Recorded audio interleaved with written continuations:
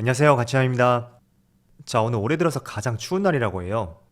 그래서인지 오늘 시장도 정말 추웠던 것 같고, 정말 코스피 상위 종목들을 모두 살펴봐도 상승했던 종목이 없었더라고요.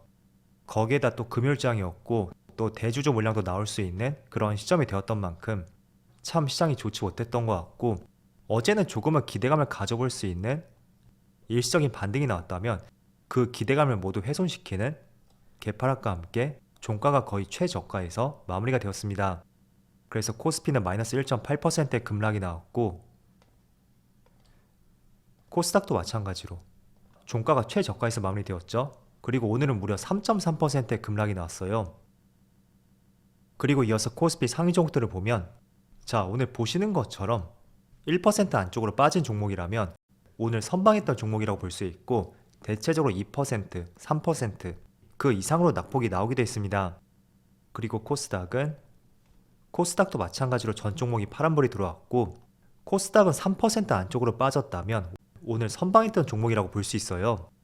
지금 코스닥 상위 종목들을 보더라도 대체적으로 4% 이상의 급락이 나왔기 때문에 오늘은 어려움을 넘어서 참 힘들었던 시장이었던 것 같습니다.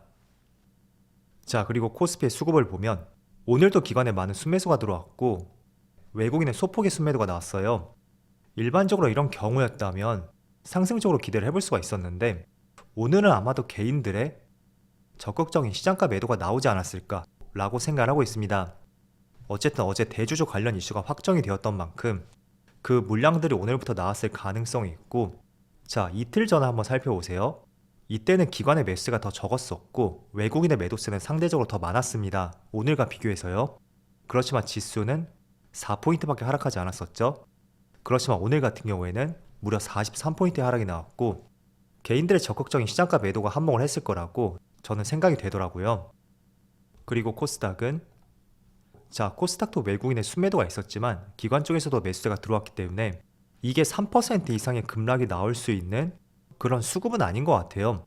그럼에도 3% 이상의 급락이 나왔고, 참 오늘은 쉽지 않았던 하루였던 것 같습니다. 그리고 삼성전자를 보면 오늘도 5거래일 연속으로 외국인의 순매도가 이어지고 있고, 기관은 반대로 5거래일 연속으로 순매수가 들어오고 있습니다. 그리고 하이닉스도 마찬가지로 외국인은 계속해서 매도세가 나오고 있어요. 반면에 기관 쪽에서는 신기하게 또 수급이 들어오고 있고, 그리고 오늘 급락이 나왔던 에너지솔루션은 외국인의 소폭의 순매수가 있었지만 여전히 기관의 많은 순매도로 인해서 오늘도 파란불로 마감이 되었습니다. 그리고 삼성 SDI는 오늘 기관과 외국인의 양매수가 들어왔는데 2% 이상의 급락이 나왔어요. 일반적으로 이런 경우라면 상승 쪽이 나왔을 확률이 상당히 높은데 2%가 넘는 하락이 나왔다는 것은 결국 개인들의 시장가 매도가 나왔을 가능성이 상당히 높은 것 같습니다. 자, 이어서 주체별 매매 동향에 대해서 살펴보도록 하겠습니다. 12월 23일 외국인이 가장 많이 매수한 종목은 하나솔루션, 포스코홀딩스, 삼성 SDI, 고려아연, KTNG 이런 종목들을 차례대로 매수했고, 규모도 그렇게 많지가 않죠. 그리고 기관은 삼성전자, 한국전력, 호텔신라 이런 종목들을 차례대로 매수했습니다. 마찬가지로 매수 금액이 그렇게 많진 않아요. 그리고 이어서 해외 증시를 보면 어제 미국 증시가 한 차례 크게 밀리고 말았어요. S&P 500이 1.45%의 급락이 나왔고, 나스닥은 무려 2.2%, 다우지수는 1% 하락이 나왔습니다. 자, 그래서 장중에 미국 증시의 흐름을 보니까 오늘 국내 증시도 쉽지 않을 거라 생각이 되었고, 아니나 다를까 역시 오전장부터 큰 개파락과 함께 참 조춤했던 시장 흐름이 이어지고 있습니다. 자, 우선 나스닥을 먼저 보면 그래도 조금은 위안을 삼아볼 수 있는 것은 저점에서 조금은 반등이 나왔다는 거예요.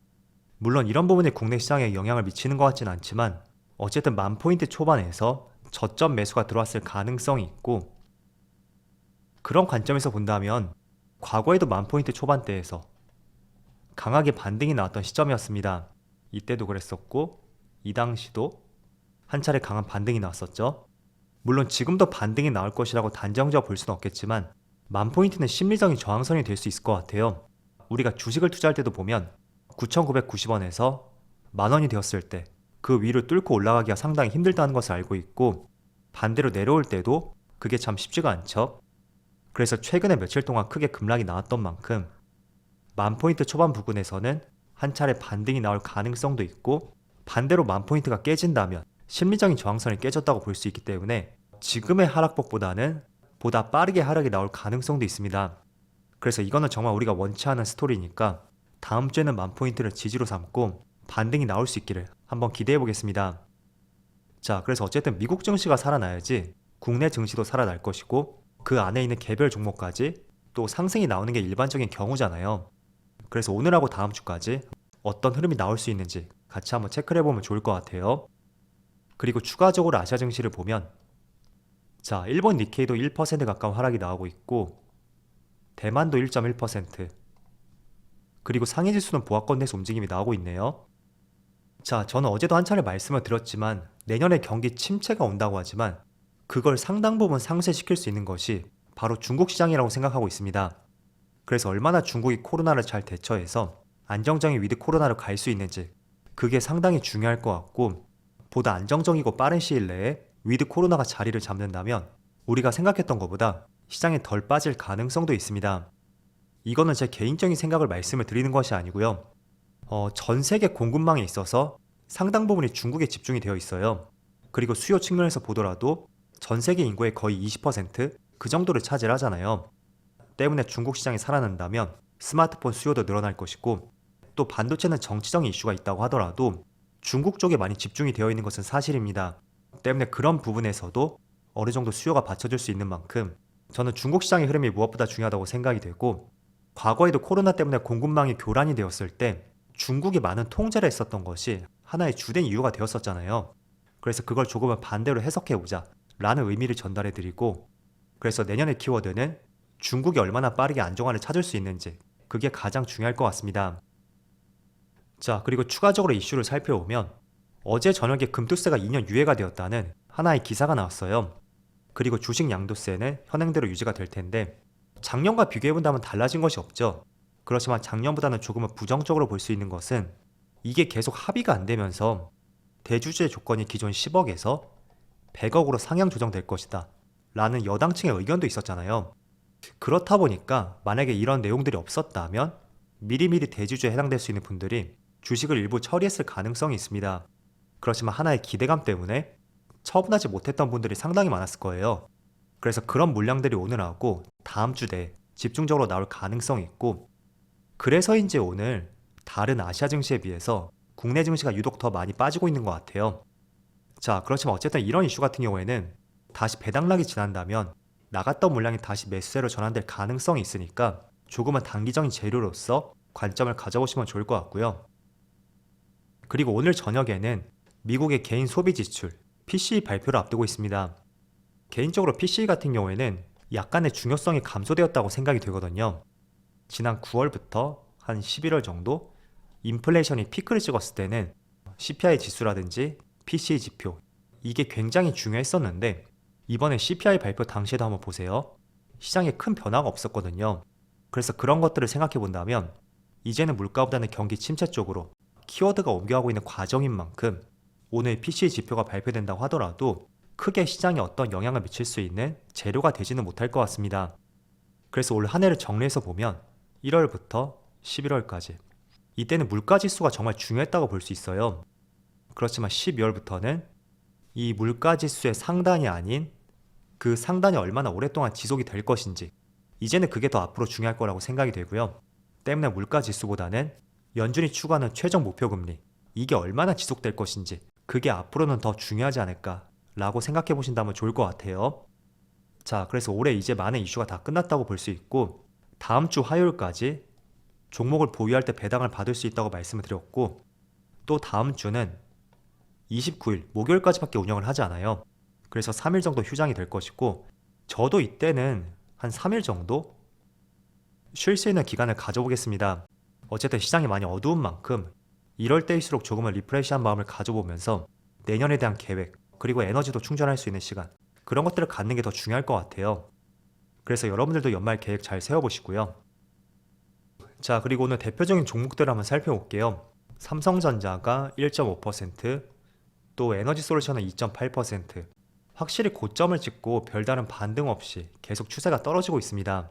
그리고 하이닉스도 1.3%, 네이버도 3%, 뭐 카카오도 좋지 않고 현대차가 그나마 조금은 선방을 하고 있고 뭐 하나 반등하는 종목이 없는 것 같아요.